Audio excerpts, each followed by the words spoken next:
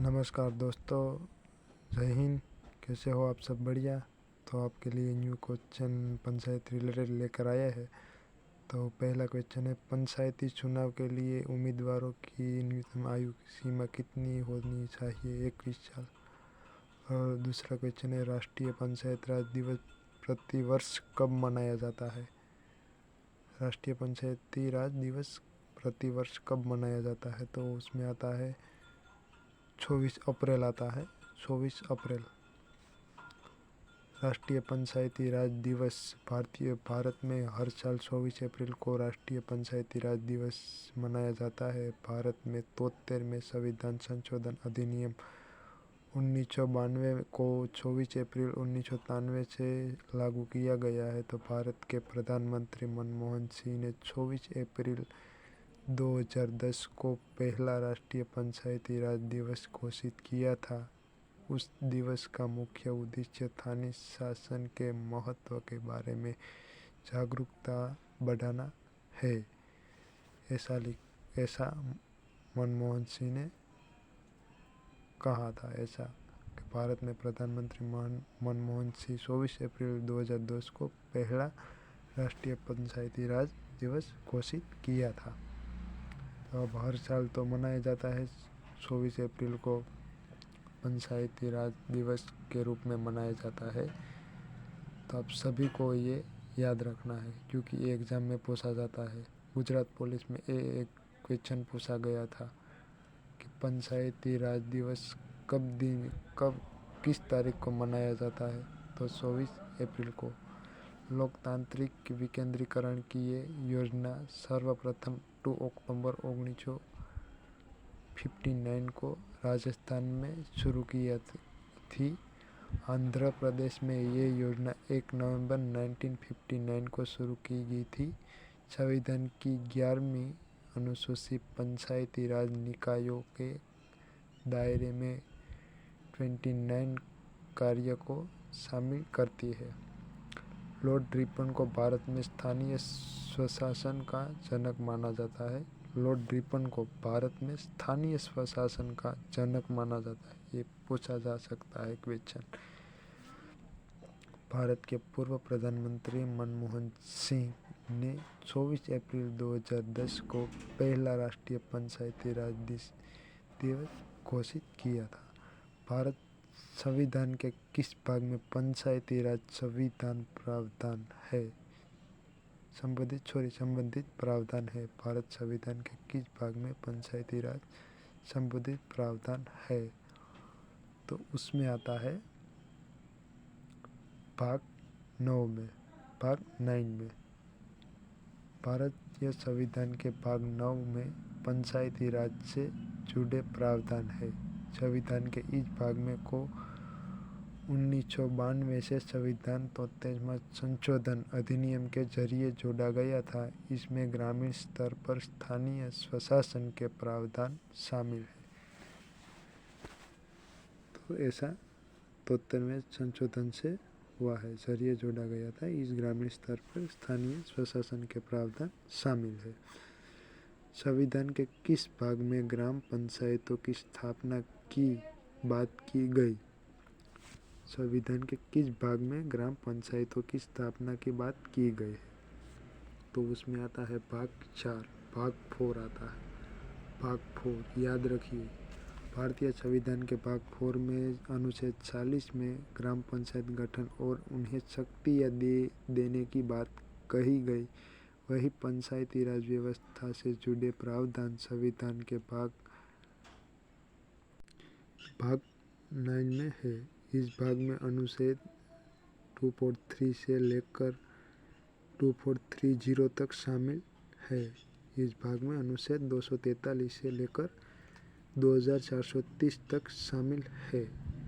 तो आप ये याद रखिए। वही पंचायती राज व्यवस्था जुड़े प्रावधान संविधान के भाग 9 में स्थित है, वो भी याद रखिए। और भारतीय संविधान के भाग 4 में अनुच्छेद 40। भारत की पंचायती राज व्यवस्था कितने स्तर की होती है? कितने स्तर? 3 स्तर की। 3 स्तर की होती है। भारतीय पंचायती राज की व्यवस्था कितने स्तर की होती है? 3।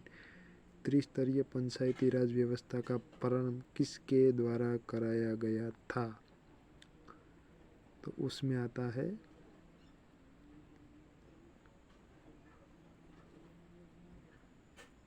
जवाहरलाल नेहरू आता है, उसमें जवाहरलाल नेहरू आता है। तो आप सभी को याद रखना है। आगे बढ़िए। पंचायती राज की शुरुआत करने वाला भारत का पहला राज्य कौन सा था? राजस्थान। राजस्थान पहला राज्य था। पंचायती राज के संस्था का उद्घाटन जवाहरलाल नेहरू ने 2 अक्टूबर 1959 को राजस्थान के नागौर जिले में किया था। नागौर जिले में किया था 2 अक्टूबर 1959। भारत में पंचायती राज स्थापित करने वाला प्रथम 2 राज्य कौन से थे? प्रथम 2 राज्य कौन से थे? भारत में पंचायती राज स्थापित करने वाला प्रथम 2 राज्य कौन से थे? उसमें राजस्थान और आंध्र प्रदेश। राजस्थान और आंध्र प्रदेश। पंचायती राज किस सूची के अंतर्गत आता है? पंचायती राज किस सूची के अंतर्गत आता है? तो उसमें आता है राज्य सूची में आता है, राज्य सूची में। तो आप सभी को याद रखना है। निम्नलिखित में से कौन सा पंचायती राज के तहत एक शीर्ष निकाय है? जिला परिषद। आपको याद रखना। भारत में पंचायती राज व्यवस्था किसके अंतर्गत रखी गई है? तो उसमें आता है राज्य नीति के निर्देशक सिद्धांत। वो भी आपको याद रखना। भारत के निम्नलिखित में से किस राज्य में पंचायती राज व्यवस्था नहीं है? तो ये तीनों राज्य है जहाँ नहीं है। नागालैंड, मेघालय, मिजोरम, यहाँ नहीं है। भारत पंचायती राज व्यवस्था किस केंद्र शासित प्रदेश में नहीं है? पंचायती राज व्यवस्था किस केंद्र शासित प्रदेश में नहीं है? तो दिल्ली में नहीं है। आपको याद रखना है। भारत में पंचायती राज व्यवस्था का वास्तुकार किस कहा जाता है? वास्तुकार किसके कहा जाता है? तो उसमें आता है बलवंतराय मेहता आता है। या बलवंतराय मेहता। भारत में त्रिस्तरीय पंचायती राज व्यवस्था के लिए किस समिति ने सिफारिश की थी?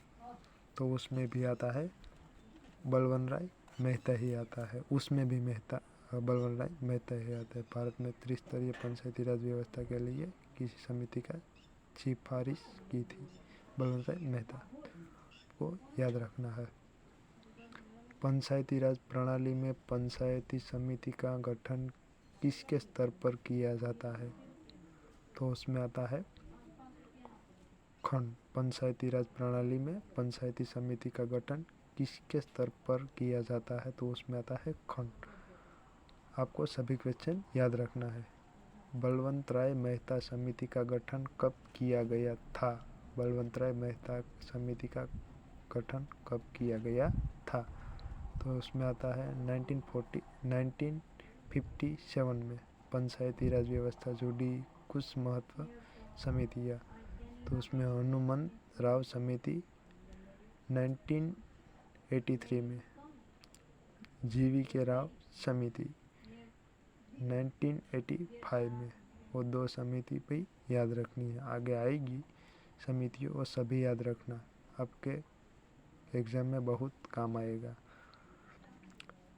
LM संघवी समिति 1986 में। LM संघवी समिति 1986। बलवंतराय मेहता समिति 1957। अशोक मेहता समिति 1977। सुंगल समिति 1989 में। तो आपको सभी ये याद रखना है, क्योंकि ये सभी एग्ज़ाम में पूछा जाएगा और पूछा गया है। तो आपको ये सभी याद रखना है। किस संवैधानिक संशोधन ने पंचायती राज संस्थाओं को संवैधानिक दर्जा दिया है? तो उसमें आता है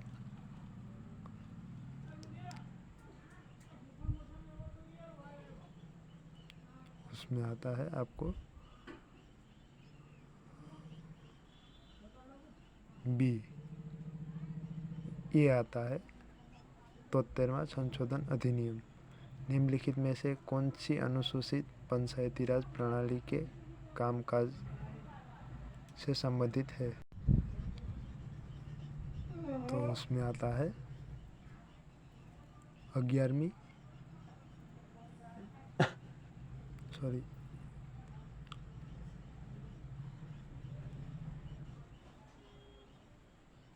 11वीं आता है, तो आपको ये याद रखना है दोस्तों।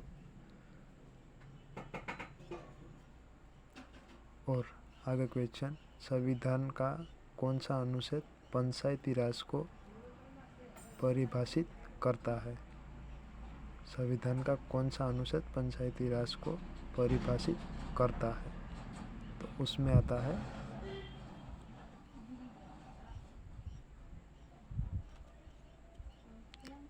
243। तो ये भी आपको याद रखना है। ये एक आपके सामने एक पेज रखा है, तो आप वो भी पढ़ लीजिए। भारत का संविधान उद्देश्य का, हम भारत के लोग हैं, भारत को एक संपूर्ण प्रभुत्व समत्र समाज, कुछ दिखता नहीं है तो आपको जूम करके देख लेना। महत्वपूर्ण अनुच्छेद 243 ए ग्राम सभा, अनुच्छेद 243 बी पंचायतों का गठन, अनुच्छेद 243 सी पंचायतों की संरचना, अनुच्छेद 243 डी सीटों का आरक्षण। ये याद रखना, अनुच्छेद 243 डी सीटों का आरक्षण। अनुच्छेद 243 एच पंचायतों द्वारा कर अधिरोपित करने की शक्तियाँ और उनकी विधियाँ। अनुच्छेद 243 के पंचायतों के चुनाव, ये भी याद रखना। अनुच्छेद 243 के पंचायतों के चुनाव, अनुच्छेद 243 के पंचायतों के चुनाव, ये खास याद रखना। भारत संविधान का कौन सा अनुच्छेद पंचायती राज स्थापित करने का उपबंध करता है? ये तो खास याद रखना मित्रों। भारतीय संविधान का कौन सा अनुच्छेद पंचायती राज स्थापित करने का उपबंध करता है? तो आपको ये खास याद रखना है, अनुच्छेद 40। अनुच्छेद 40 ये आपको याद रखना है खास। ये पूछा गया है और आगे भी यही पूछा जाएगा, तो आप सभी को ये याद रखना है। और क्वालिटी आपको कैसी लगी वो सभी आप बताना कमेंट में। जय हिंद, जय भारत।